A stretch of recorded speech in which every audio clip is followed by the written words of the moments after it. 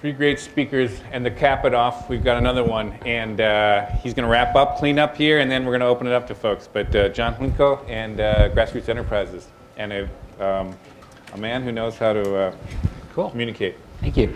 Well, first of all, let's have a round of applause. For me. No, for all the speakers, for this panel, and frankly for the cake, which was really phenomenal. How is everyone? Oh, good, we're there. Okay, how am I doing here? Are we getting feedback back there? Oh, there we go, that's perfect. How's everybody feeling today? Good, yeah. Yay, feeling social? Feeling networked? I'm going to talk about, well, you've heard a lot of great discussion on the 40,000 foot level, the more tactical level, the technology, and what I want to talk about is the content that goes into it and what we call the grassroots multipliers. That is literally the people who are multiplying a message online. Let me just jump into this. Oh, this is me, by the way. That's me. So if anybody needs to email me afterwards or call, just feel free. Those will all work. But okay, how many people have seen Spinal Tap? Excellent, good. The rest of you, for the love of God, this is your heritage. Go rent it this weekend or download it or something. But in the movie, for those who haven't seen it, those people who've been under a rock the last couple of decades, the whole concept here is that this band has speakers that go to 11. And they're really, really excited about it because the speakers go to 11. And isn't that great? Because clearly if it goes to 11, they will have more success. But what matters most is not so much the speakers, but the music that goes into it. And in this case, the music, love the movie, but look, the music was not great. So the point is your speakers may go to 11, your technology may go to 11, but ultimately it's what you're putting into it that's going to matter. Facebook goes to 12. And I'll say that with a number of the social networking platforms out there, but I'm particularly jazzed about Facebook right now, and I, for one, welcome our new Facebook overlords, because I tell you, we've been so excited about using Facebook the last few months and all the different things that it enables, and I really do think that we've had a fundamental paradigm shift here, or a paradigm enhancement, if you will, where the speaker really does go to 12 at this point, using this type of technology. Nevertheless, what still matters is the content that goes into it. If the music you're playing doesn't sound good, it's not going to be heard and it's not going to be spread. So I'm going to talk a little bit about that. Content is, in fact, still king. Well, let's step back for a sec and say, well, what kind of content is it that gets spread, that gets people excited, that gets people jazzed? I just want to talk about a few different elements that we have found, both in the web and now increasingly in social media, to be impactful and to be most buzzworthy. Topical and in the news, of course. That's a no-brainer. If something is in the news, you have a teachable moment, people care about it, clearly that's the kind of stuff that's going to, all else being equal, spread more. Emotionally impactful. One of the things we always advise our clients, or just friends, is don't so much think about what's going to hit people in the head and get them engaged and get them thinking. That's all really good. You got to hit them in the gut, though. Hit them in the heart. Get them laughing. Get them angry. That's what charges them. That's what gets their attention. And I talk about the 117 emails. Oh, good. Laser opportunity. See, 117. Anyway, 117 emails. What do we mean by that? Well, assume that whoever is receiving your message has 117 emails in their inbox, or 117 items in their feed. Use whatever proxy you want. The point is, if yours is number 118, is it really going to stand out? And if it isn't, go back and rewrite. Take it to a 10, take it to an 11, and keep on doing it. It never ceases to amaze me the amount of people who will really, really obsess over giving a speech to 100 people and work on it for weeks, and yet if they're delivering a message to 100,000, they'll just kind of cut and paste a press release or do something like that. The opportunity is there. If you give people the right message, they're going to spread it. A couple of other quick things. Cognitive dissonance. I'll show you a couple of examples of this, but I'm really a big fan of things that make people go, wait a minute, what? And make them think, wait a minute, did I hear that right? Whether it's a pun, whether it's something that appears just wrong, whether it's something that takes your opponent's argument to an illogical extreme, but something that stands out and just kind of gets inside their head and forces them to pay attention. That's really critical. Do we have any Beavis and Butthead fans out there? All right, excellent. This is good to see. I'm a big fan of Beavis and Butthead, and these last 2 points are really kind of tied together. Beavis and Butthead and the Joy Sponges. Beavis and Butthead is pretty darn funny, and I love it, and I still quote it all the time. Or think about Office Space, think about any number of things that are just these wonderful things that are just so juvenile. But ultimately, human beings are just well-dressed monkeys. I mean, let's face it. And a lot of the stuff that really hits us at a gut level and is very funny and engaging and spreadable, it really, really works. And the reason I mention that is because you're going to encounter these people as you do your strategy, the joy sponges. These are the people who, when there is joy, when there is happiness, when there is mirth to be had, they just kind of suck it up. And the whole room, there's just this miasma of just unmellowness and just misery that just flows out. Typically, the way this will come out is these are the folks who, if you're in a room and you've come up with a really clever idea that's kind of edgy, they're the ones who say, well, somebody might be offended by that. We might get some emails. Well, it's very important that you take those people outside and beat them to death as quickly as possible, because the reality is, look, obviously you're not going to go to an extreme to be offensive or do something stupid, but the point is, if you're in one of those situations where 9 out of 10 people in the room laugh, and the other person is not concerned themselves but worried about, those others who might get disturbed, who cares? You know what? If you don't offend at least one person a day, you're not really trying hard enough. So, really try and push the envelope, because that's what's going to get noticed. Let's talk about a few examples. Is Mike Panetta in the room? Where's Mike Panetta? Ladies and gentlemen, Michael Panetta. Panetta happens to be a colleague of mine. He's also a creative genius, in spite of me bringing down the level there. Here's why Mike's a creative genius. Are people familiar with the concept of democracy? How many folks here live in Washington, D.C.? Those of you here will know this. Other folks may or may not. In Washington, D.C., we don't get to vote for members of Congress because we don't have them. We don't have elected senators or representatives. Kind of weird, a cute little constitutional quirk that's been disenfranchising people for 200 plus years. But the reality is, in D.C., a lot of folks have just become resigned to it. It is what it is, and they don't really pay much attention.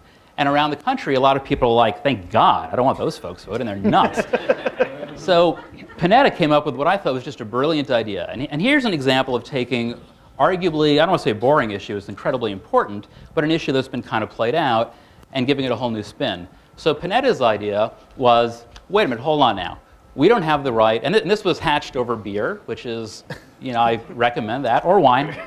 And in this case, Panetta came to the realization that we didn't have elected members of Congress. We had delegates, as did Puerto Rico, Guam, the Virgin Islands, and yet they had Olympic teams. So if they had an Olympic team, because they were sort of this quasi-part of the United States, why not us? So he came up with the idea of the Washington, D.C., or I'm sorry, the District of Columbia Olympic Committee, the first team being the curling team for the Winter Olympics. Is everybody familiar with curling? You take this rock and you hurl it down the ice and people sweep and other people stare and go, what the hell are those guys doing? That's the sport. It's actually a wonderful sport. If you have any Canadians in the house, you may know this, or Scandinavians. It's a fine, fine sport, a lot of fun, but it's just bizarrely compelling. No one knows what's going on. But what is beautiful about this is we got a tremendous amount of attention because lots of people, lots of blogs, and the reason I bring up this case study in the next few is they all got way more buzz than the budget would have indicated would have been expected. In this case, the blogs jumped all over it. We had some great provocative blog ads, very small expenditure, but the message spread like wildfire. It was only around for a couple of weeks, but we ended up getting great coverage in the media, yada, yada, yada. And I think most importantly, it actually set the stage for Mike to run for shadow representative from Washington, D.C., which is an elected position to represent D.C. in Congress and to fight for democracy. And so we have right now Shadow Representative Michael Panetta, who won that race. So, yes, God bless that man. All right, the next one, I think. There we go. For those who say, yeah, well, but there are some issues that you really can't have fun with or can't, yeah, you know what? Those are also people you need to just kind of fire or just stop associating with. One of our clients we work with is the National Breast Cancer Coalition, just an incredible organization doing work on the breast cancer front. And one of the challenges that they had is that they wanted to rally their members in a way that was kind of new and novel and unique and interesting, because let's face it, it's a tough issue.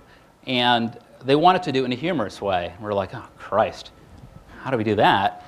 Well, there's a group out there that some folks may be familiar with. It's called the Abortion Breast Cancer Coalition. And they are claiming that there's a link between abortion and breast cancer. Well, there's just this one problem that science, that's it, science, there's actually no evidence whatsoever. Well, not surprisingly, this frustrated the heck out of the organization and its members. So we came up with them with the concept of the Golden Boob Award. We were actually going to leverage our opponents and give them an award for being the biggest boobs in the field of breast cancer. That is, using it for political or financial gain. Not surprisingly, they went ballistic, and they started emailing, and we had a vote online. It was really fun, and they didn't accept the award. But this is the boobie is modeled after the Oscar. But this is one of the things that it got some real nice viral spreading, but what was really gratifying is that the membership loved it. They were like, good, we're fighting back and we're fighting hard. This is funny, this is great, I enjoy it. I'm a breast cancer survivor, but I'm going to fight back, and this is a way to do it. So just to go quickly through some other ones, James Dobson. How many people are familiar with James Dobson? Okay, well, there's a wonderful movie coming out. It's called Park, and it's a great little independent film, and it's got a very strong gay and lesbian theme that runs through it, a very positive, just wonderful. And by wonderful luck, the name of their publicist, no relation, is James Dobson. So we've been posting ads all over the place. You know, James Dobson says, wow, Billy Baldwin's got a great ass. Or naked people, lesbians, this is wonderful. Or now I support gay marriage. Like anywhere we could put it, we're just hoping for that lawsuit. But the guy's name is James Dobson. This is one shameless promotion for my own thing, but I want to encourage people to really think out of the box. This is a dating site that I started for Democratic activists. It's called Act for Love. The slogan is Take Action, Get Action. The reason I say this is we've gotten, with pretty much no advertising or very little, we've gotten tremendous viral spreading, and we use it to highlight activist causes. And if people have good causes, I welcome you to shoot me an email. I'm happy to feature them. Viral spreading online, or I wouldn't say Yes, maybe not viral. Yes, we advocate safe viral spreading.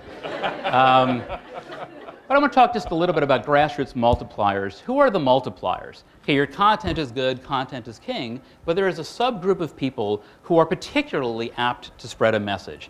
These are the people who, actually one way to think about this is, how many people here have ever sent an email?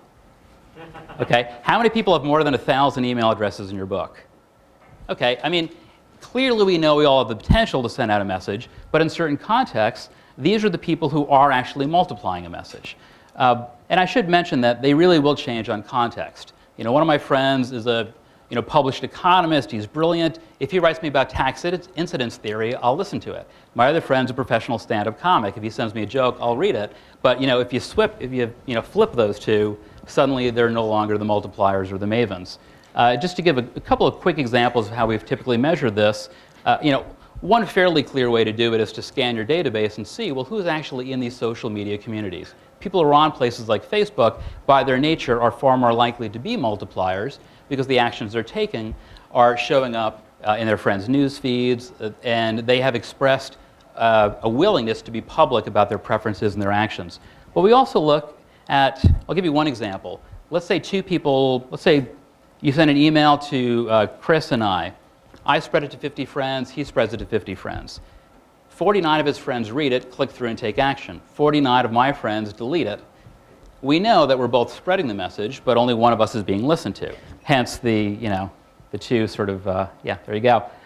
I'm going to go quickly through the rest because I know we're short on time. Oh dear, we're really short on time. Wow, excellent. Okay. Just finish what you need to do. Okay, it'll be very quick, and it'll be excellent. If I can leave you with just one message, pitch them like reporters. And this is something that I really encourage people to think about. Change your paradigm. It's very tempting to either email your supporters and think of them as email recipients, or think of them in these communities as recipients of information. But if you pitch a reporter, you don't say, hey, here's a bunch of information, go print it. No, you try and get them excited. You try and get them emotionally engaged. You try and convince them this is the most exciting thing in the world, and it is worthy of spreading to their readers. Think about your supporters in the same way. Give them the content that is worthy of being spread. Very quick, just a couple more slides here. Getting very tactical, understand the specific viral channels. I've used the Facebook, as an example.